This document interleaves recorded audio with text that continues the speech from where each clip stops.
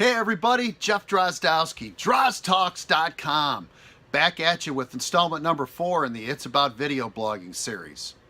I'm changing it up just a little bit. I actually changed my mind about halfway through this week and decided to talk about my book, Inspired, How Our Differences Are Changing the Workplace.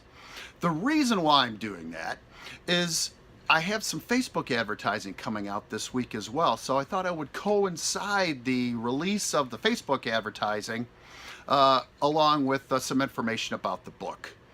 It's very exciting. It'll be coming out this week. It's Tuesday when this is being released, the Tuesday before Thanksgiving, so if you see that advertisement on your Facebook account, it will tell you to go to Amazon, Barnes & Noble, Google Plus, or wherever else books are sold online. So one of the reasons why I'm talking about the book is that many times when we go online, we see the explanation of the book, but we don't ever hear it from the heart of the person who put together the book, his or herself. So I wanted to take a minute to talk about the book, the reason why I wrote it, and a quick story that comes from the book. It's kind of a compilation of everything that has happened in my life, back from when I was growing up, through raising my family, through having a professional career, all the way up until now, where I felt like I wanted to take all that information and put it in a book and make it applicable to what's going on these days in the world. And folks, the workplace is changing. It's changing for a lot of reasons. One of the biggest drivers is that group that we call the Millennials that we're so fond of, born between 81 and 96 or 2000, depending on which survey that you see.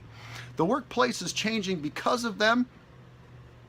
And one of the things that's changing with these millennial folks is they are much more accepting of things that may not have been looked on as being acceptable, say back 15, 20 years ago. Two in particular that I want to mention is people who are a little bit older in age coming back into the workplace for second careers or just staying longer at work.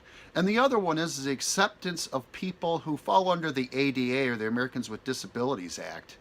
Only 20% of those folks actually are in the workplace, but there's a huge opportunity to take the talents that those folks offer and bring it into the workplace. I have a son. His name is Jeffrey, and he is autistic as well.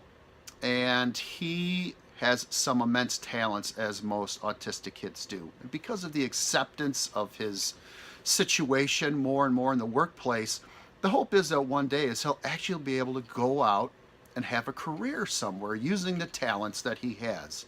His biggest talent is chronicled in the book. It's on page 48. I'm going to tell you a brief excerpt of that story instead of reading it right out of the book. It has to do with one of his intense skills, and one of those skills is his computer skills. He knows computers, and he's self-taught too. It's incredible what he knows. So briefly, Jeffrey one day was in our living room, and he was on the computer doing what he does, and my wife was in the kitchen, and every once in a while Jeffrey would say during this time, "Woohoo! Bought another one!" And my wife just kind of took it as Jeffrey being Jeffrey until he did it 4, 5, 6, 7 times where he'd say, "Woohoo! Bought another one." So she went out into the living room and realized Jeffrey had pirated all of the information in our Amazon account, including credit card information, and put it into an account under his name and started purchasing Legos and all kind of toys, things that he loves. It was just the best day for him. Well, we were in about $1,000 before my wife realized exactly what was going on. Fortunately, she called Amazon and understood the situation. Amazon did, and they were able to erase most of those sales. Some of them did make it to our house, which we eventually kept, almost as kind of a memento. So Jeffrey has skills, as many other people do, that will be more acceptable out in the workplace as time goes on.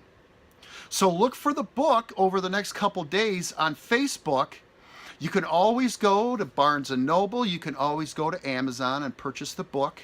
And if I see you around, I'll be happy to sell it, or excuse me, I'll be happy to sign it for you as well. So that's going to do it for today. As you see up here, as usual, my name, my website, my email address, and I started putting some icons on here too. My Facebook icon, the LinkedIn icon, and now right over here, we've got the YouTube icon. I got a YouTube channel now, folks. Go to it. Thumbs up, thumbs down, subscribe. You can go back and watch any of these blogs at any time if you miss them when I put them on LinkedIn or Facebook. Take care. Have a great Thanksgiving. We'll see you on the other side of that very special holiday. Bye for now.